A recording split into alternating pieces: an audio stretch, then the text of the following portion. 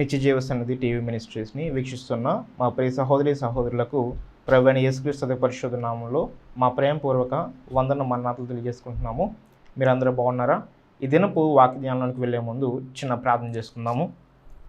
మమ్మల్ని అతిమికిలిగా ప్రేమించిన మా ప్రియ పరలోకపు తండ్రి, నీ గణనీయమైన శ్రేష్టమైన పరిశుద్ధమైన నామమును బట్టి లెక్కలేని వందనాలు స్తుతులు స్తోత్రములు దేవా. ఈ దినమున ప్రభువా, నీవు మాకు ఇచ్చినటువంటి ఈ అవకాశం ద్వారా ప్రభు తండ్రి, నిన్ను ప్రవశించుటకు, ఈ వాక్యమును ధ్యానించుటకు ప్రభు తండ్రి మీరు సహాయం దయచి నిలవబడిన నీ సిలువ చాటును మరుగుపరుచుకోండి. మా అందరితో నీవే మాట్లాడి రాకడకు మమ్మల్ని సిద్ధపరిచి అనేకులను సిద్ధపరిచి కృప మాకు అనుగ్రహించమని నజరేయుడు నా ప్రియరక్షకుడైన యేసుక్రీస్తు పరిశుద్ధ నామములో మిక్కిలి వినగా బతిమాలు వేడుకుని పొందుకుంటున్న మా ప్రియ పరలోకపు తండ్రి, ఆమెన్. ఇది నా వాక్య ధ్యానాంశం కోసము యెషయా గ్రంథము 40వ అధ్యాయము 29 నుంచి 31 వచనములు మనం ధ్యానం చేసుకుందాము. సొమ్మసిల్లిన వారికి బలమిచ్చువాడు ఆయనే, శక్తిహీనులకు బలాభివృద్ధి కలగచేయువాడు ఆయనే. బాలురు సొమ్మసిల్లుదురు, అలయుదురు, యవనస్తులు తప్పక తొట్టిల్లుదురు. యెహోవా కొరకు ఎదురుచూచువారు నూతన బలము పొందుదురు. వారు పక్షిరాజుల వలె రెక్కలు చాపి పైకి ఎగురుదురు, అలయక పరిగెత్తుదురు, సొమ్మసిల్లక నడిచిపోదురు. ఈ వాక్య భాగాన్ని కనుక మనం పరిశీలనగా చూసుకున్నట్లయితే యెషయా ప్రవక్త రాస్తున్నటువంటి మాటలు. ఈ వాక్య సందర్భంలో యెషయా గురించినటువంటి కొంత క్లుప్త వివరణ గురించి మనం చూద్దాము. యెషయా ప్రవక్త ఆ దేవుడు ఏర్పాటు చేసినటువంటి ఇశ్రాయేలు జనులకు ప్రవక్తగా ఉండడం అనేటువంటిది మనము చూస్తాం. ఎక్కువగా ఈయన రాజుల యొక్క ఆ ఆవరణలోకి వెళ్ళి వాళ్ళకి దగ్గరగా ఉండి దేవుని యొక్క మాటను వివరించినటువంటి ప్రవక్తగా మనం చూస్తాం. కొంతమంది స్కాలర్స్ చెప్తూ ఉంటారు, యెషయా ప్రవక్తట రాజవంశంలో పుట్టినటువంటి ఒక వ్యక్తిగా ఉండటం చేత ఆయన రాజుల దగ్గరికి వెళ్ళి దేవుని మాటలను చెప్పడానికి కూడా దేవుడు అతన్ని ఉపయోగించుకున్నారు. ఈ యెషయా గ్రంథంలో 66 అధ్యాయాలు ఉంటాయి. మొదటి 39 అధ్యాయంలో కూడా దేవుని యొక్క ప్రజలు చేస్తున్నటువంటి పాపమునకు గద్దింపును, శిక్షను, అలాగే దేవుని ఆజ్ఞల గురించిన వివరణను కూడా మనం చూస్తాము. తర్వాత 40 నుంచి 66 అధ్యాయంలో కూడా దేవుని యొక్క కృప, దేవుని ప్రేమ, దేవుని యొక్క కంఫర్ట్, స్ట్రెంత్ కూడా దేవుని ప్రజలకు ఉంచేలాగా దేవుని మాటలు మనం చూస్తూ ఉంటాం. ఈ యొక్క గ్రంథమును, యెషయా గ్రంథమును మినీ బైబిల్ కూడా అని అంటారు. ఇక్కడ వాక్యంలో కనుక మనం చూసుకున్నట్లయితే ఈ వాక్య సందర్భంను యెషయా భక్తుడు ఇశ్రాయేలీయులు చేస్తున్నటువంటి ఆ యొక్క తప్పిదములను బట్టి వారి హెచ్చరించడము మనం చూస్తూ ఉంటాం. ఈ మొత్తం గ్రంథంలో కూడా ఆయనట పరిచర్య స్టార్ట్ చేసే టైంకి ఇశ్రాయేలుల 12 గోత్రములు కూడా కొన్ని 10 గోత్రములుగాను 2 గోత్రములుగాను విడిపోయి ఉంటాయి. ఉత్తర రాజ్యము, దక్షిణ రాజ్యం అని చెప్పేసి northern Kingdom and southern Kingdom లాగా ఇశ్రాయేలు అందరూ కూడా వారు విడిపోవడం అనేటువంటిది అప్పటికే జరుగుతూ ఉంటారు.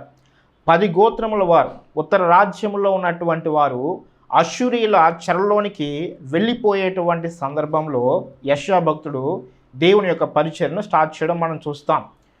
వారందరూ కూడా ఇశ్రాయేల్లో 10 గోత్రముల వారు కూడా ఏం చేస్తారు అంటే, వారు దేవుని మీద ఆనుకొనకుండా ఇతర రాజ్యముల మీద ఆనుకుంటాకు, విగ్రహారాధన చేయుటకు, పాపం చేయుటకు కూడా వారు చేసినటువంటి హేయ క్రియలను బట్టి కూడా తర్వాత కాలంలో వారు అష్షూరీయుల చెరలోనికి వెళ్ళిపోతారు. క్రీస్తు పూర్వము సుమారు 722 సంవత్సరంలో ఆ యొక్క సంవత్సరంలో వెళ్ళిపోవటం అనేటువంటిది మనం చూస్తాం. మిగిలి ఉన్నటువంటి ఈ 2 గోత్రములు, ఈ యొక్క సదరన్ కింగ్డమ్, దక్షిణ రాజ్యంలో ఉన్నటువంటి దేవుని ప్రజలు దేవుని మీద ఆనుకోవడం మానేసి వారు అప్పుడున్నటువంటి ఐగుప్తు రాజ్యం మీద వారు మాకు సహాయం చేస్తారు, ఐగుప్తు రథముల మీద, ఐగుప్తు గుర్రముల మీద, బలముల మీద, వారి యొక్క శక్తి మీద మేము ఆధారపడదామని చెప్పేసి వారందరూ కూడా దేవుని మీద ఆధారపడటం మానేసి జనుల మీద ఆధారపడడానికి వాళ్ళు చూస్తారు. కాలక్రమేణా వారు కూడా ఏమైపోతారు అంటే బబులోను చెరలోనికి వెళ్ళిపోతారు. అయితే ఈ అధ్యాయము దేవుడు ఒక ప్రవచన రూపంలో దేవుడు వారితో మాట్లాడుతూ ఉన్నారు. ఐగుప్తు మీద ఆధారపడినటువంటి ఇశ్రాయేల్ జనులు తర్వాత కాలంలో వెళ్ళిపోవడం అనేటువంటి చూస్తాము.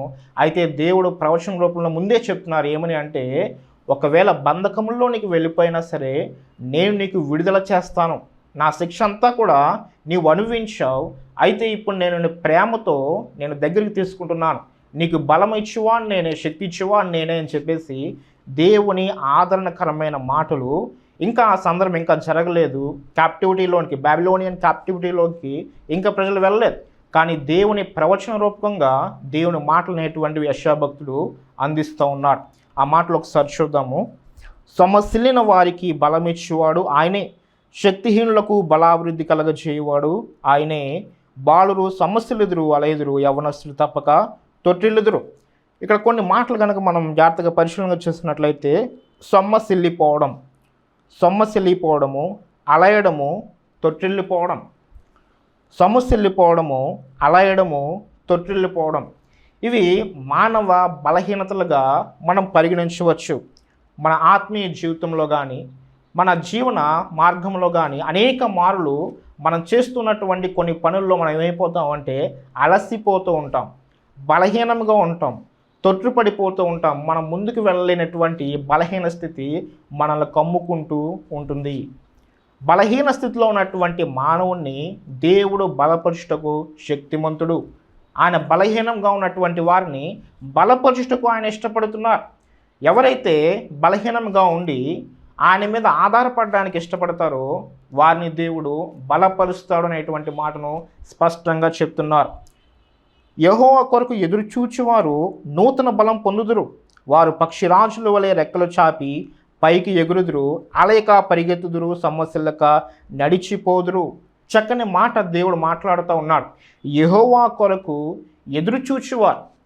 యెహోవా కొరకు ఎదురుచూడడం అంటే ఏమిటి?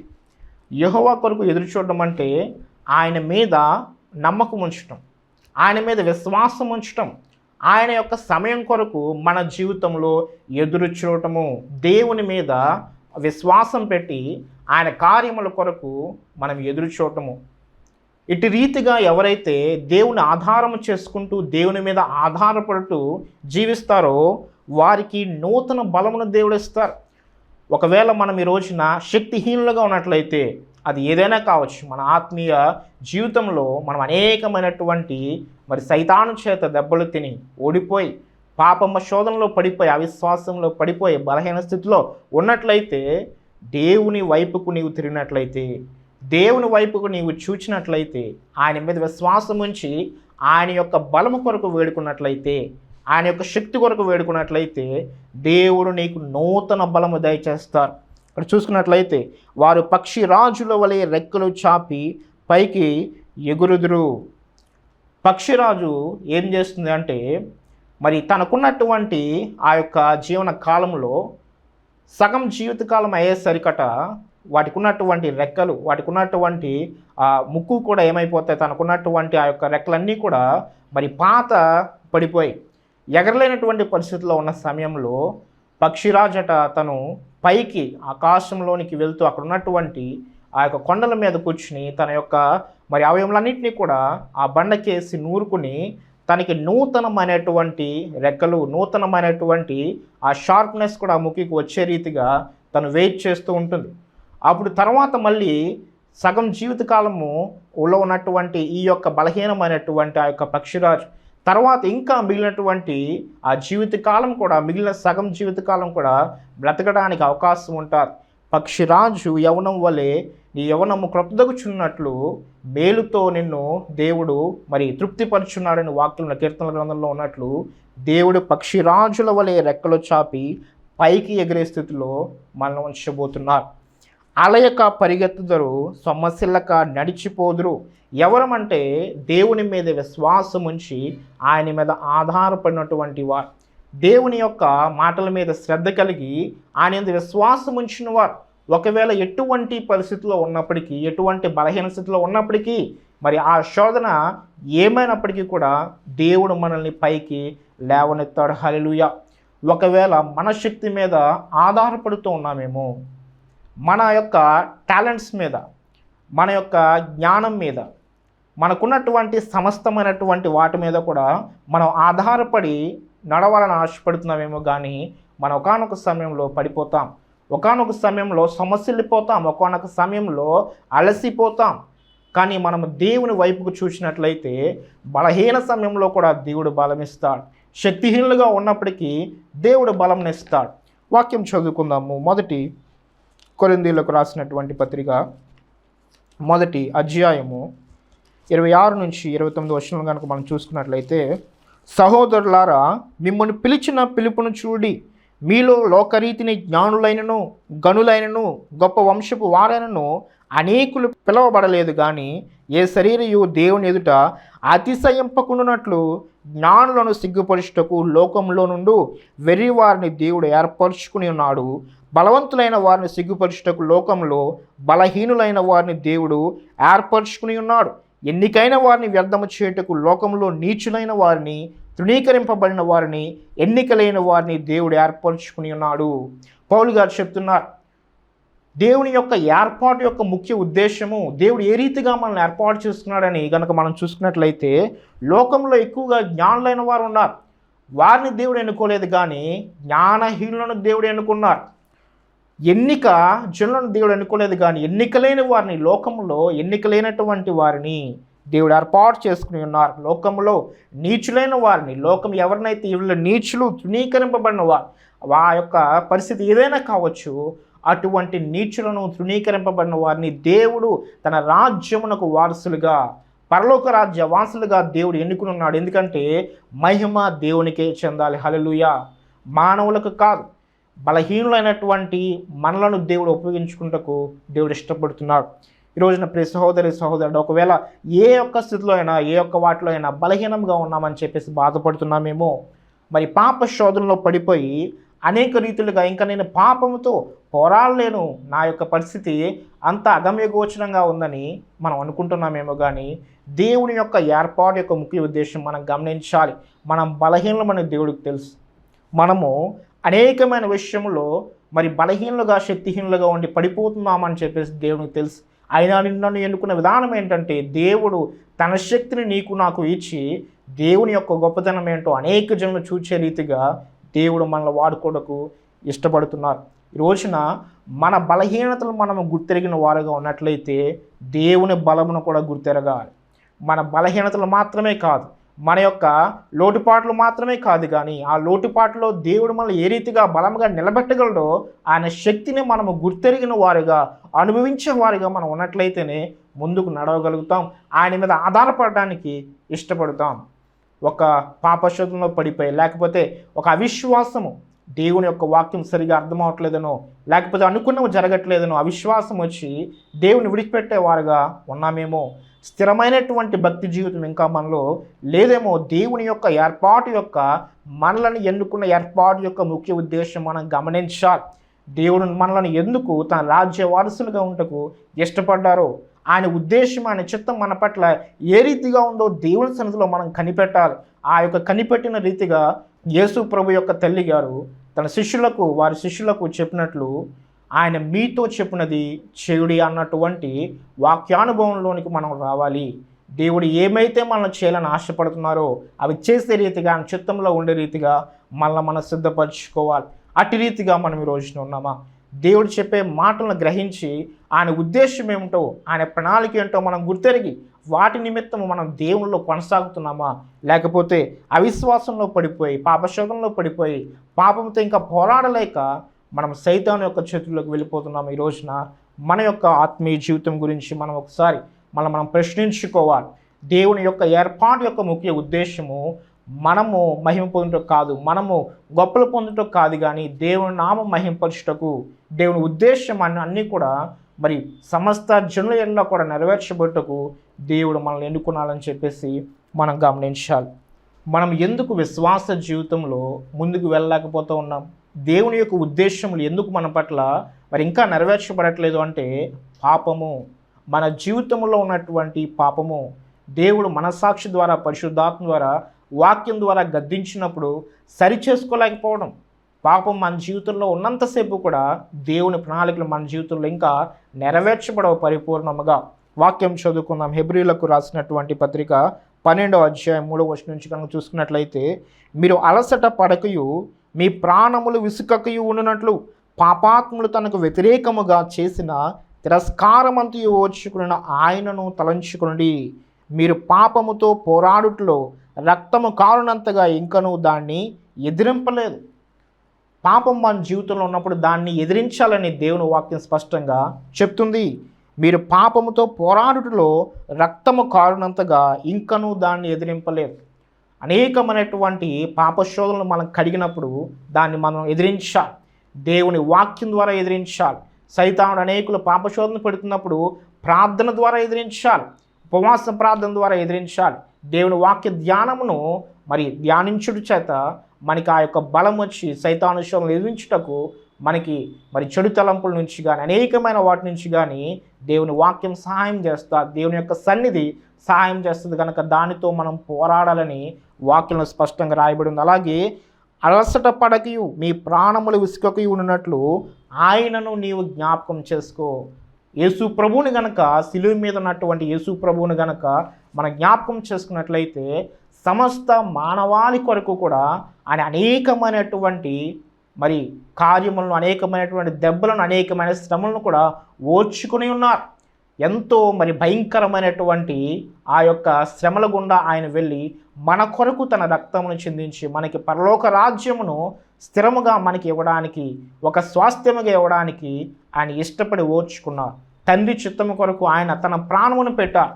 తండ్రి యొక్క చిత్తము కొరకు ఆయన అనేకమైనటువంటి శ్రమలను పొంది మనల్ని జ్ఞాపకం చేసుకుని ఈ రోజున నేను పడుచున్నటువంటి ఈ శ్రమ నా బిడ్డల యొక్క రక్షణ నిమిత్తము అది వారికి మేలుకరంగా ఉంటుందని ఆయన శ్రమలను ఓర్చుకున్నారు.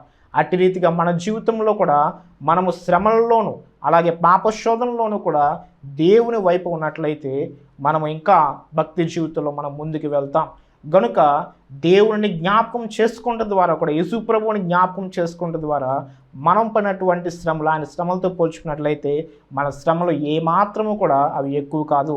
ఆయన పడిన శ్రమల ముందు, ఆయన పడినటువంటి ఆ యొక్క బాధ ఎక్కువగా దేవుడట మరి దేవుని సన్నిధిని మరి కోల్పోతున్నాననేటువంటి బాధ ఆయన ఎంత అమితముగా, ఎంత ఎక్కువగా ఆయన పడి ఉన్నారు శిలువలో మనకి వాక్య గ్రంథంలో మరి రాయబడి ఉంది. గనక ఆ దేవుని చిత్తం నెరవేర్చుకుంటకు తను తాను తగ్గించుకున్నటువంటి ప్రభువును మనకు జ్ఞాపకం చేసుకున్నట్లయితే, మన జీవితంలో పెట్టుకున్నట్లయితే ఆయన మార్గంలో నడుచుటకు దేవుడు మనకు సహాయం చేస్తారు. ఆయన వైపుకు తిరిగి మనము ప్రభువా నాకు సహాయం దయచేయమని మనం ప్రార్థన చేసినట్లయితే ఖచ్చితంగా సహాయం అనేటువంటిది ఆయన చేస్తారు. వాక్యం చదువుకున్న హెబ్రీలకు రాసుకున్నటువంటి పత్రిక, హెబ్రీలకు రాసిన పత్రిక 4వ అధ్యాయము 14 నుంచి కనుక మనం చూసుకున్నట్లయితే, ఆకాశ మండలము గుండా వెళ్ళిన దేవుని కుమారుడైన యేసు అను గొప్ప ప్రధాన యాజకుడు మనకు ఉన్నాడు గనుక మనం ఒప్పుకునిన దానిని గట్టిగా చేపట్టుదుము. మన ప్రధాన యాజకుడు మన బలహీనతల యందు మనతో సహానుభవం లేనివాడు కాడు గాని సమస్త విషయములలోనూ మన వలనే శోధింపబడినను మనం ఆయన పాపం లేనివాడిగా ఉండెను గనుక మనం కనికరింపబడి సమయోచితమైన సహాయం కొరకు కృప పొందినట్లు ధైర్యముతో కృపాసనమునొద్దకు చేరుదము. సమయోచితమైన సహాయం. ఒకవేళ శ్రమ ద్వారా కానీ, పాపశోధన ద్వారా కానీ అలసిపోయినామేమో, శక్తిహీనులుగా ఉన్నామేమో, సైతానుడు విర్రవీగుతా ఇదిగో నీవు ఇంకా భక్తి జీవితంలో స్టాగ్నెట్గా ఉన్నావు, ముందుకు వెళ్ళలేకపోతున్నావు, నీ పాపం నిన్ను పట్టి పీడిస్తుందని శోధించినప్పుడు, అపవాది తలంపులు హెచ్చుగా ఉన్నప్పుడు దేవుని కృపాసనము యొద్దకు రావడానికి దేవుడు మనం పిలుస్తూ ఉన్నాడు. ఆయన యొద్దకు వచ్చి సమయోచితమైన సహాయం కొరకు దేవుని కృపను పొందుటకు కూడా మనం దేవుని వేడుకున్నట్లయితే తగిన కాలమందు ఆయన మనల్ని విడుదల చేసి ఖచ్చితంగా ముందుకు వెళ్ళటానికి సహాయం చేస్తా. ఆయన ఇచ్చేటువంటి కృప ఏ రీతిగా ఉంటుందంటే, మనము మరి అనేక మార్లు మరి ఓడిపోయినటువంటి, పాపంను జయించలేని వారిగా ఉన్నటువంటి ప్రతి పాపం మీద కూడా దేవుడు మనకి విడుదలిస్తారు. ఆయన కృప మనకి ఎక్కువగా ఇచ్చి మనం పాపమును జయించే రీతిగా, సైతాను జయించే రీతిగా, శరీరమును జయించే రీతిగా కూడా దేవుడు మనకు సహాయం చేస్తారు. కనుక ఈ రోజున ఎవరైతే యేసు ప్రభు వైపుకు తిరిగి ఆయన కృప కొరకు, ఆయన మీద విశ్వాసం ఉంచి ఆయన కొరకు ఎవరైతే కనిపెట్టుకుని ఉంటారో, శ్రమల్లో శోధనలో కూడా ఆయన విడిచిపెట్టకుండా ఉంటారో వారిని దేవుడు నూతన పరచడానికి ఇష్టపడుతున్నారు. ఈ రోజున పాపపు బలహీనతలో పట్టబడి ఉన్నామేమో, అవిశ్వాసపు కోరల్లో పట్టబడి ఉన్నామేమో, శ్రమలు మనల్ని అనేక రీతిలుగా చుట్టుముట్టి శ్రమలు ఎక్కువగా ఉన్నప్పుడు దేవుని కృప మనకు కావాలి, దేవుని వాక్య జ్ఞానం మనకు కావాలి, దేవుని యొక్క ప్రత్యక్షత మనకు కావాలి. దేవుని సన్నిధి మనం పట్టుకున్నట్లయితే దేవుడు బయలుపరుస్తారు. ఈ రోజున ఉన్నటువంటి ప్రతి శ్రమ కూడా దేవుడు వాడుకుని మనల్ని ఇంకా గొప్పగా వాడుకునేటువంటి రోజులు ఉన్నాయని దేవుని వాక్యం స్పష్టంగా మనకి తెలియపరచబడతా ఉంది. ఈ రోజున పాపంలో ఓడిపోతున్నట్లయితే దేవుడు పాపం మీద నీకు జయమునిస్తారు. ఏ పాపము కూడా నిన్ను ఏలదు అని చెప్పేసి దేవుని వాక్యం ద్వారా మనతో మాట్లాడతారు. పాప శోధనలో పడిపోయినట్లయితే అవిశ్వాసం వచ్చినప్పుడు దేవుని వాక్యం ద్వారా కూడా అవిశ్వాసం జయించే శక్తి కూడా దేవుడు మనకు దయచేస్తారు. అలాగూ దేవుని వాక్యం ద్వారా, దేవుని సన్నిధి ద్వారా ఈ యొక్క పాపపు బలహీనతల నుండి మనము అలసిన స్థితిలో ఉన్నట్లయితే వాటి నుండి కూడా దేవుడు విడిపించి నూతనమైన హృదయం మనకిచ్చి అలయక సమస్యలక మనం సాగిపోయే వారముగా, ఆగిపోయే వారముగా కాకుండా సాగిపోయే వారముగా దేవుని నన్ను ముందుకు నడవాలని చెప్పేసి ఆశపడుతూ ఉన్నారు. వాక్యం చదువుకుందాం. యోధ రాసిన పత్రిక 1వ అధ్యాయము 24వ వచనం కనుక మనం చూసుకున్నట్లయితే, తొట్టిల్లకుండా మిమ్మల్ని కాపాడుటకును తన మహిమ ఎదుట ఆనందంతో మిమ్మల్ని నిర్దోషులుగా నిలవబెట్టుటకును శక్తిగల మన రక్షకుడైన అద్వితీయ దేవునికి మన ప్రభువైన యేసుక్రీస్తు ద్వారా మహిమయు మహాత్మ్యమును ఆధిపత్యమును అధికారమును యుగయుగములకు పూర్వమును ఇప్పుడును సర్వయుగములను కలుగునుగాక. ఆమేన్. తొట్టిల్లకుండా మనల్ని కాపాడుటకు ఆయన శక్తిమంతుడు. సైతాను మీద జయమును దేవుడు మనకి దయచేసిన వారై ఉన్నారు. సిలువలో సైతాను యొక్క తలను చితగొట్టినటువంటి దేవుడిగా, పునరుత్థానుడైనటువంటి దేవుడిగా మనకి యేసు ప్రభు వారు కనపడుతూ ఉన్నారు. ఆయన పాపమును జయించారు. ఈ లోకములో ఉన్నటువంటి ప్రతి పాప శోధనను కూడా ఆయన జయించి ఆ జయమును సంఘం అనగా మనకు ఇవ్వటకు ఆయన ఇష్టముగా ఉన్నారు. ఈ రోజున ఆయన మీద ఆధారపడేటువంటి భక్తి జీవితం మనకు కావాలి. ఒకవేళ మన మీద ఆధారపడి మన సొంత ప్రయత్నములు మనం చేసి ఇప్పటికే అలసిపోయి ఉన్నామేమో, మన సొంత కార్యములు చేసి ఆయన యొక్క చిత్తములో మన సొంత ప్రయత్నములు చేసి బలహీనులుగా ఉన్నామేమో, అయ్యో ఇంకా నా పరిస్థితి అయిపోయింది, ఈ శ్రమ వల్ల, ఈ శోధన వల్ల, ఈ ప్రస్తుత కాలం ఉన్నటువంటి పాప శోధన ద్వారా నా జీవితం అయిపోయిందని చెప్పేసి, నా విశ్వాస జీవితము ఇంకా పూర్తిగా సమస్యపోయిందని చెప్పేసి బాధతో వేదనతో ఉన్నట్లయితే దేవుని వాక్యంలో నిరీక్షణ మనకు కనబడుతూ ఉంది. దేవుని వాక్యంలో దేవుని యొక్క శక్తి దాగి ఉన్నది. ఆ వాక్యం ఈ రోజున మనతో మాట్లాడుతూ ఉంది. అనగా వాక్య రూపిగా ఉన్నటువంటి యేసు ప్రభు వారు మనతో మాట్లాడుతూ ఉన్నారు.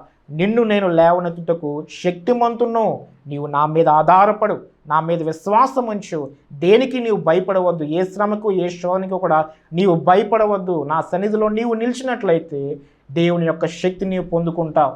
దేవుని వాక్యం ద్వారా దేవుడి రోజున మనతో మాట్లాడుతున్నటువంటి మాటలు.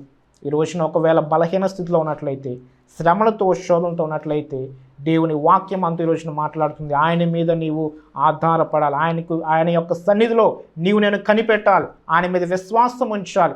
మన యొక్క సొంత ప్రయత్నములు మాని ఆయన యొక్క మార్గంలో మనం వెతికినట్లయితే, ఆయన యొక్క మార్గముల కోసం కనిపెట్టుకున్నట్లయితే దేవుడు పక్షిరాజు వలె ఎగురున్నట్లు దేవుడు మనకు సహాయం చేస్తారు.